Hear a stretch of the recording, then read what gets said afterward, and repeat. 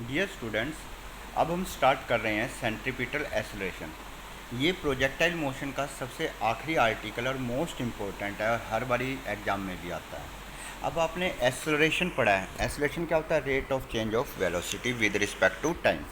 फिर आपने पढ़ा एंगुलर एक्सेलरेशन भी पढ़ चुके हो। एंगुलर एक्सेलरेशन क्या था? The rate of change of angular velocity of an object moving along a circular path. अब बात कर रहे हैं हम सेंट्रीपिटल एक्सेलरेशन की।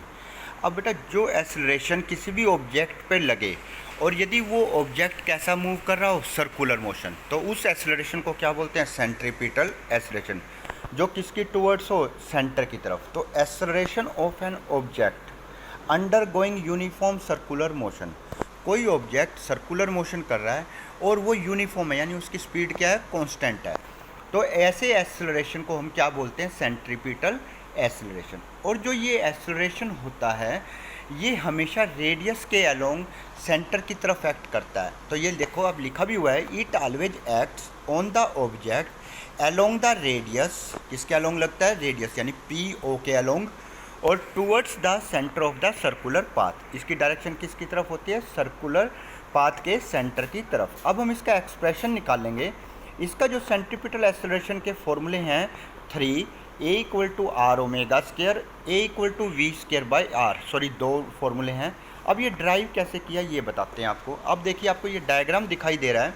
इसमें कोई ऑब्जेक्ट है जो एट पॉइंट पी पर है और हमने वहाँ पर टाइम मान लिया टी। जैसे मैंने पहले भी बताया था कि क्यू तक पहुँचने में उसने टाइम लिया डेल्टा टी, और क्यू पर टाइम क्या हो गया? T plus delta T.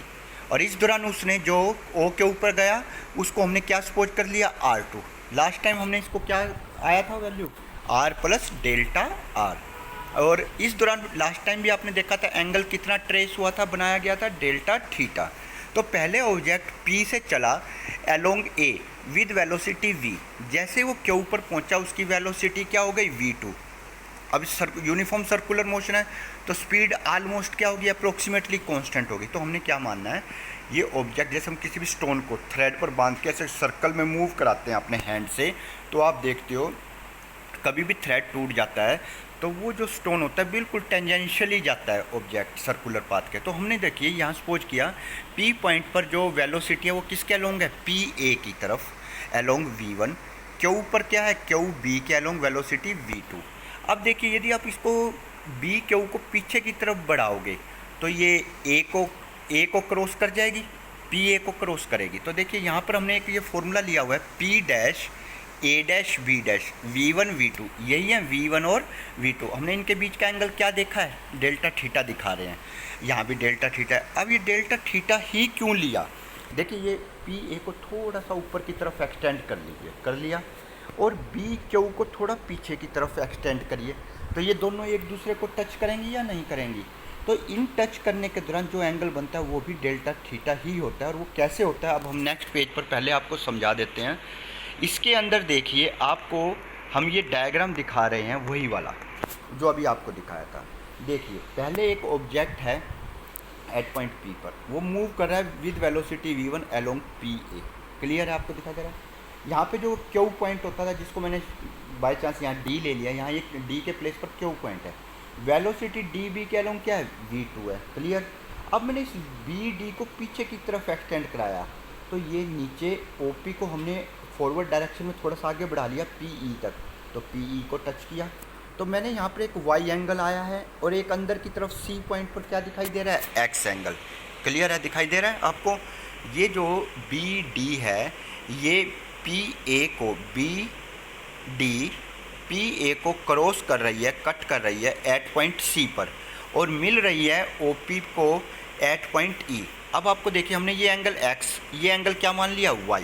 ऊपर वाला, अंदर वाला X, ऊपर वाला क्या हो गया? Y। अब आप मुझे एक चीज़ बताइए, ODCP एक क्वाड्रिलेटरल हो गया। ODCP एक क्वाड्रिलेटरल, और क्वाड्रिलेटरल में आपको पता है आमने सामने वाले एंगल्स का सम क्या होता है? 180 डिग्री। तो आप देखिए, angle O plus angle X 180 होगा। क्लियर? यहाँ से एंगल X किसके इक्वल आ गया? 180 माइनस O। क्लियर? अब देखिए आप यहाँ पर ये जो PA है, ये की स्ट्रेट लाइन है, इसमें जो ये एंगल अंदर X है C पर और Y का भार है C पर, तो इन दोनों का सम आप बेटा देखिए x प्लस वाई कितना हो जाएगा 180, x प्लस वाई क्या होगा 180। तो हमने देखिए x प्लस वाई 180 कर दिया। अभी आपने x की वैल्यू निकाली थी 180 माइनस ओ, तो हमने x के प्लेस पर क्या रख दिया 180 minus O plus Y equal to 180, 180 से 180 कैंसिल हो गया। आप देखें यहाँ angle O equal to Y के इक्वल आ गया, angle O equal to Y क्या आ गया। तो अब आप क्लियर कह सकते हैं ये एंगल जो O है थीटा, तो y भी क्या होगा थीटा, यानी V1 और V2 एक दूसरे के साथ एंगल कितना बना रहे हैं थीटा बना रहे हैं, सेम जैसा कि सर्कुलर पाथ में सेंटर में बना था। तो इसी वजह से, इसी तरीके की वजह से हमने ये डायग्राम बनाया हुआ जो अभी हम आर्टिकल कर रहे थे, अभी उसी पर जाएंगे। P dash A dash B dash V1 V2 angle क्या है डेल्टा थीटा, A डैश से B डैश हमने डेल्टा V सपोज कर लिया। अब आपको देखिए एक ये ट्रायंगल दिखाई दे रहा है P dash A dash B dash, इसमें देखो P डैश A डैश और A डैश B डैश का ऑर्डर सेम है, लेकिन P डैश B डैश का ऑर्डर क्या है डिफरेंट है। तो आपने ट्रायंगल ला पड़ा है P डैश A डैश यानी V1 plus delta V equal to V2 के होगा या नहीं। ट्रायंगल की दो साइड जिनका ऑर्डर सेम होता है उन दोनों का सम हमेशा तीसरी साइड के बराबर होता है। तो आप क्या कहेंगे V1 plus delta V equal to V2 हो गया, और डेल्टा V किसके इक्वल हो जाएगा V2 माइनस V1। अब आपको ये क्लियर हो गया कि यहाँ पर हमने V1 और V2 के बीच में डेल्टा थीटा क्यों लिया है, जो सेम टू सेम कैसा है O जैसा है। कैसे हमने प्रूफ भी कर दिया, V2 यानी पिछले डायग्राम में क्यू था D के प्लेस पर, तो बी क्यू या बी डी को हम पीछे की तरफ एक्सटेंड कराएं तो ये C पर टच करेगी PA को, और ये कैसे डेल्टा थीटा होगा ये हमने आपको अभी बताया है कैसे होगा। क्लियर है। अब हम वापस उसी आर्टिकल पर आ रहे हैं सेंट्रीपिटल एक्सेलरेशन पे। तो आप देखिए यहाँ पर हमने ये बी क्यू को पीछे की तरफ एक्सटेंड कराया, तो ये PA को टच करेगी किसी पॉइंट पर, तो वो जो एंगल होगा वो क्या होगा डेल्टा थीटा। यहाँ पर A डैश B डैश में यहाँ ऊपर डेल्टा V है जो दिखाया नहीं गया डायग्राम में। अब आप देखिए हमने सपोज कर लिया M क्या है मास ऑफ पार्टिकल, V उसकी कांस्टेंट स्पीड है, ओमेगा उसकी एंगुलर वेलोसिटी है, और R क्या है रेडियस ऑफ सर्कुलर पाथ। आपको ये मैंने आर्टिकल पहले भी कराया इक्वेशन 1। ओमेगा क्या होता है डेल्टा थीटा अपॉन में डेल्टा टी, यानी angular change in angular displacement upon में टाइम टेकन। तो यहाँ से देखो omega equal to delta theta by delta T हो गया। क्लियर। डेल्टा थीटा किसके इक्वल हो गया ओमेगा इंटू डेल्टा टी के। क्लियर। अब आपको ये डेल्टा थीटा वाला कंसेप्ट क्लियर हो ही चुका है। अब उसके बाद आप देखिए इसमें और ज़्यादा बड़ा आर्टिकल नहीं है, इसको आप जब आगे बढ़ते जाएंगे तो आप देखेंगे डेल्टा थीटा एंगल क्या होता है आर्क अपॉन में रेडियस।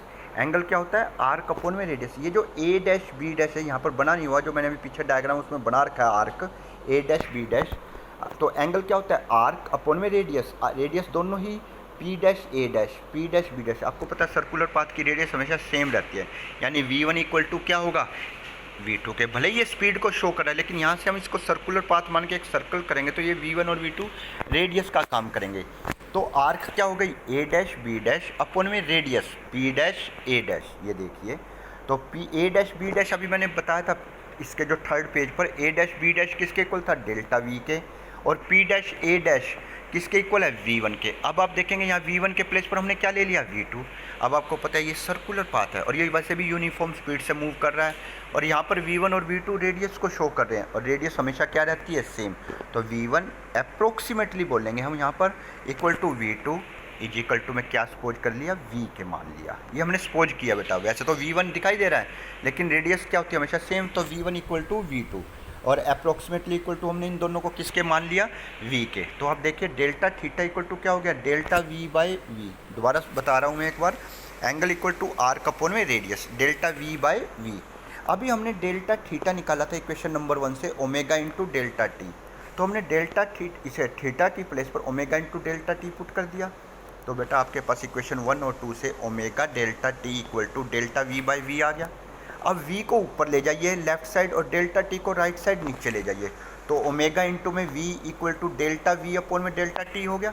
अब इन पर एरो लगा हुआ है, यदि हम मॉडुलस हटाते हैं तो ये एरो भी हट जाता है। आपको वेक्टर में बताया भी था मैग्नीट्यूड में कन्वर्ट हो जाता है। किसी का भी मॉडुलस है और उसके ऊपर एरो है तो वो अपने आप में मैग्नीट्यूड को शो करता है। तो नेक्स्ट लाइन में हमने क्या किया, ये मॉडुलस और वेक्टर हटा दिया, मैग्नीट्यूड फॉर्म में है। ओमेगा V इक्वल टू क्या हो गया delta V by delta T. अब ओमेगा इंटू में V के प्लेस पर आप क्या लिख सकते हैं आर ओमेगा, तो ओमेगा इंटू में r omega is equal to में चेंज इन लीनियर वेलोसिटी क्या होता है एक्सेलरेशन होता है। आपको अभी पीछे बताया ये लास्ट वीडियो में delta we by delta T क्या हो गया, ए इक्वल टू क्या हो गया, आर ओमेगा। क्लियर है। अब एक ये जो फॉर्मूला है एक्सेलरेशन का, इस एक्सेलरेशन को बोलते हैं बेटा सेंट्रीपिटल एक्सेलरेशन। यहाँ पर ए के सफिक्स में सी लगा दिया जाएगा, ए सी इक्वल टू क्या हो गया, आर ओमेगा स्केयर। अब आपको ये रिलेशन कराइए लीनियर वेलोसिटी और एंगुलर वेलोसिटी में, वी इक्वल टू क्या होता है, आर ओमेगा। यहाँ से आप ओमेगा निकाल सकते हो, ओमेगा किसके इक्वल हो गया, वी बाई आर। ये ऊपर वाले जो ब्रैकेट्स में इसमें पुट कर दीजिए, A equal to R omega square के प्लेस पर वी बाई आर पुट करोगे तो V square by R square हो जाएगा। एक आर से आर कैंसिल कर दीजिए, तो सेंट्रीपिटल एक्सेलरेशन का एक और फॉर्मूला आ गया आपके पास, ए इक्वल टू क्या हो गया, वी स्केयर बाई आर। तो आपको ये दोनों फॉर्मूले याद रखने हैं, आगे नेक्स्ट चैप्टर में भी यूज होगा इसका, थर्ड यूनिट में। सेंट्रीपिटल एक्सेलरेशन हमेशा सेंटर के अलोंग लगता है और रेडियस के अलोंग, और इसके दो फॉर्मूले हैं, A equal to R omega square और V square by R. Clear. तो आपको ये ध्यान रखना है, इस आर्टिकल को एक बार पढ़ के देखना। मैंने आपको इसमें डेल्टा थीटा क्यों आया वो भी कंसेप्ट बता दिया। v1 और v2 क्या है, यूनिफॉर्म स्पीड है और रेडियस को भी शो कर रहे हैं, और रेडियस हमेशा क्या होते हैं, इक्वल। तो v1 equal to v2 approximately equal to हमने क्या मान लिया, v के। ये हमने लास्ट डायग्राम में आपको समझा भी दिया है कैसे बी डी AP को क्रॉस करते हैं C पॉइंट पर, और यहाँ पर एक जो एंगल Y है वो एंगल O के इक्वल है डेल्टा थीटा के, वो हमने करके भी बता दिया है आपको किस तरीके से। ओके।